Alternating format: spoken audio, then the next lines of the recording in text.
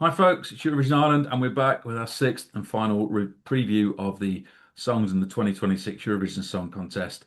Um, I'll introduce the team first. We've got Rich, Hiya. we have James, Hi everyone. we have Bogdan, Hi everyone. we have Sarah, Hi everyone. and we have me and Staggy, who might be popping up from time to time.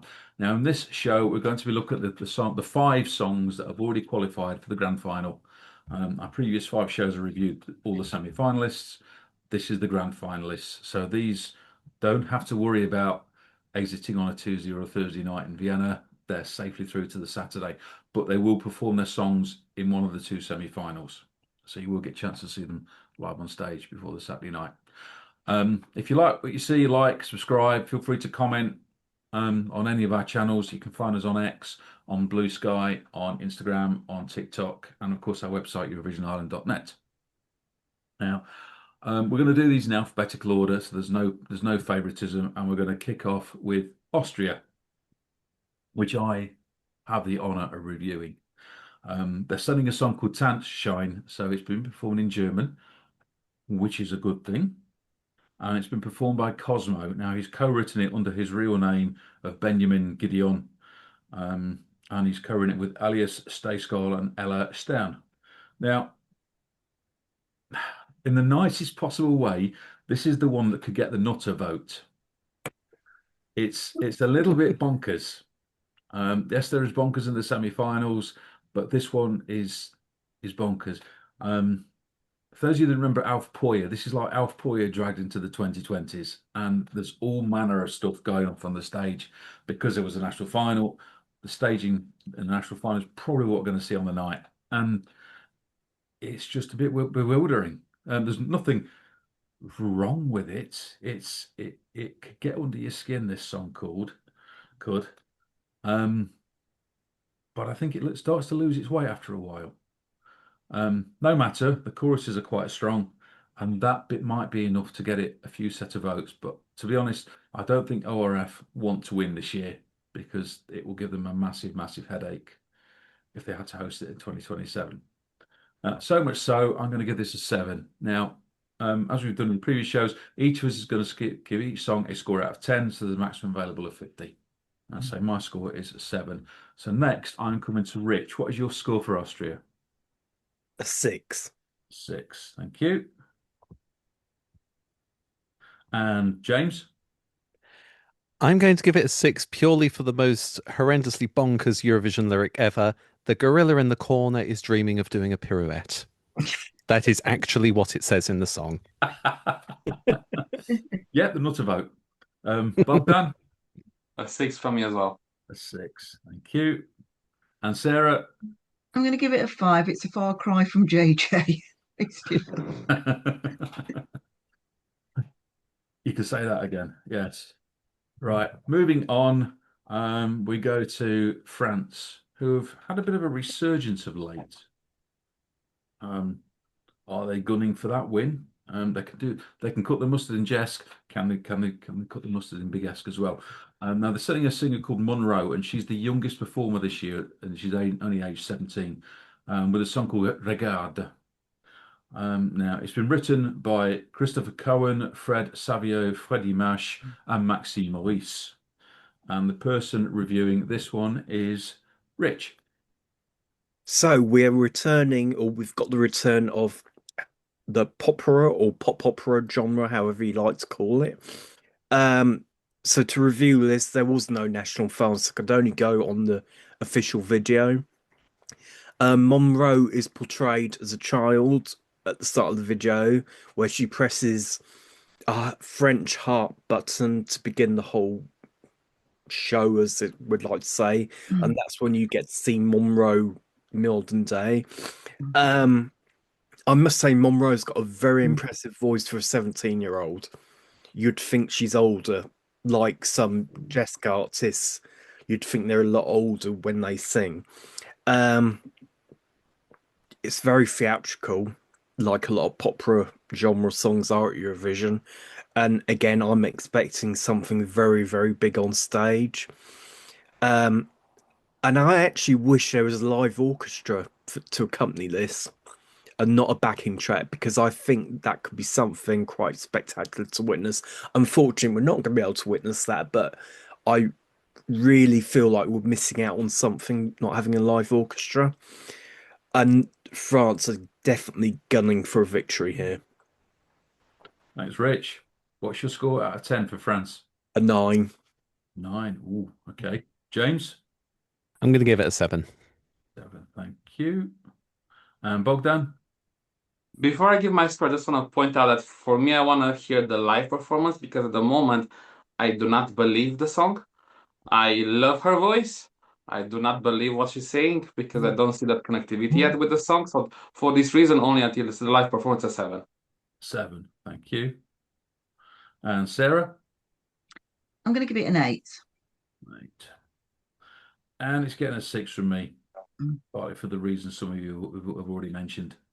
So that scores 37 out of a potable 50. Next, we go to Germany.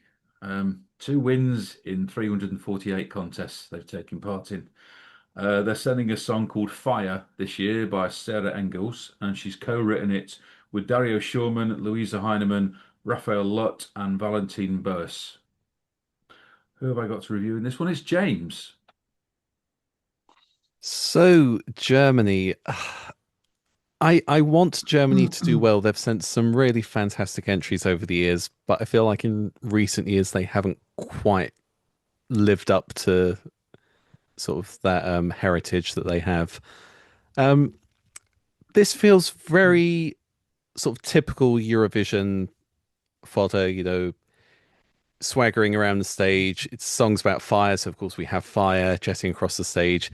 It's kind of like Fuego, but if you order it from Etsy, that's very much the feel I'm getting for this song. It's not bad. It's just not particularly groundbreaking. It's a very well-trod genre at Eurovision, and she does a good job with it, but the problem is in that final there are going to be 24 other songs to vote for, and I think that's where Germany are going to come unstuck. And I think that's where they come unstuck a lot, that they send songs that are on paper technically okay, but then when they go on the stage, it's other countries are better at sort of getting your attention than holding it. I think Germany, you just go, oh, okay, that was good. What else is there? And then when you're picking a top 10, it's going to struggle to make it into there.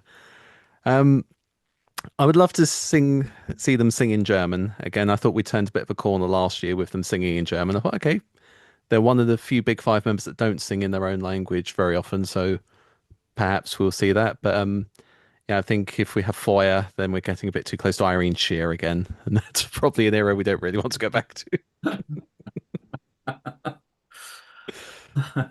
Thanks, James. What's your score out of 10 for Germany? I'm going to give them a 5. 5. Thank you. And Bogdan? 6. 6. Sarah? It's a 6 from me. I think they've gone for a very safe song. And it's a 6 from me as well. And Rich? A 5. 5. So I make that 28 out of 50. Moving on, we go to Italy next. Now, if you were there for the mammoth show that was Sanremo, you'll know that the winner was Sal Da Vinci. The real name is Salvatore Michael Sorrentino, and he's written this, and the song is called Per Sempre Ti. And he's written it with, excuse me, Alessandro La Calva, Eugenio Malmoni, Francesco Sorrentino, Federica Abate, and Federico Mercuri, and Giordano Cremona. Yes, there are 7 writers for this song. Over to Bogdan. Italy, what can I say about Italy? Forever see, forever yes. They're sending this year a Neapolitan ballad. It's classical. Obviously, the singer has great vocals, and the song has that feeling of being an anthem for eternal love and commitment and romance, like Italians are known to be the Casanova and so on. So this is what they're trying to this year as well, to conquer our hearts and say, okay, like we are the bringers of love and what love it should be, not now like it is nowadays. Um, So yeah, I think mostly the jury would really enjoy this song. I'm not sure about the public, but the audience, but historically, Italy has always done well at Eurovision, so I don't think this year is going to be an exception. Okay. Thank you, Bogdan. What's your score for Italy out of 10? Very nice with 7. 7. Okay, yeah. Sarah? 5. 5. I love it. It's getting a 10 from me. Love it. Absolutely love it. Rich? 8. 8. Yeah. You said hate then. No, 8. Hate. 8. Like JT. That's a new score for Eurovision Ireland. No, I'm not a certain Mr. Phil. Yeah. Finally, James. I love the fact that we're hearing Neapolitan at Eurovision for the first time in 35 years. I'm going to give it a 6. A 6. Okay. 36 out of 50. And finally, we move to the United Kingdom. Purely because they're last alphabetically of the grand finalists, no other reason. They're sending a song called Ein, Zwei, Drei. So you didn't get German in the German song, you're getting German in the UK song. And it's been performed by Sam Battle under his Nom de Guerre, Look Mum No Computer. And he's co-written the song with Julie Orgard, whose name has already cropped up, Thomas Stengard, whose name has also already cropped up. Very busy, aren't they? Lasse Mitzian. It's over to Sarah. Right, well, I've got lots to say about this because for once I feel I can really truly get behind a UK entry. Now we've always said for years how we get disappointed how the UK sort of tends to sort of go for very safe songs. We need the BBC to think out of the box more if we're going to do well at Eurovision. Well, let's face it, this year you couldn't get more of an opposite to what we had last year. And I have to say, sort of right from the first listen, I absolutely love it. It really has got that earworm about it. It's got the chorus that gets you hooked. The Ein, Zwei, Drei, obviously because it's in German and it's being held in Austria, the German-speaking country. I think it's going to really get the arena going. I really do. And if they can replicate the video that's on the stage, I think we could be onto something. I think for once we could end up on the left-hand side of the scoreboard. And now I'm probably being over optimistic, but I really think this is our best chance to get a decent result after the last we had with Sam Ryder back in 2022. We need to get back on that left-hand side of the scoreboard. This could do it. My only sort of reservation is that I think it's not being promoted enough. It needs to be promoted, needs to get it out there, getting Europe to listen to it. I just really am sort of hopeful. Okay, thank you, Sarah. Some optimism there. You've got to give it a score as well. With lots of pepperoni, 10. A 10, okay. It's getting an 8 from me. Rich? No, when we're in the arena on that Saturday night, I'm expecting the crowd to be chanting Ein, Zwei, Drei during the chorus. And for that reason, I'm giving it an 8 as well. Thanks, Rich. And James?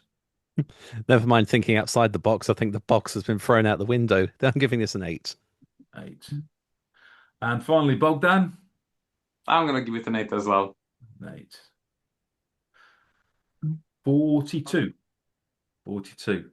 Now, if you're watching our previous shows, what we'll do is we'll put the scores from this show with the scores from the other 5 shows, and we might be able to come up with a winner, or at least our prediction. It'd be an interesting contest if it was left to us 5 to pick a winner. I'll ask the question, even though I didn't ask it in the last show, and the eagle-eyed among you will have noticed that. Could a possible winner come out of these 5? I'll start with Sarah. Let me think. Possible winner. If not definitely top 5, and I can see a couple of top 10s.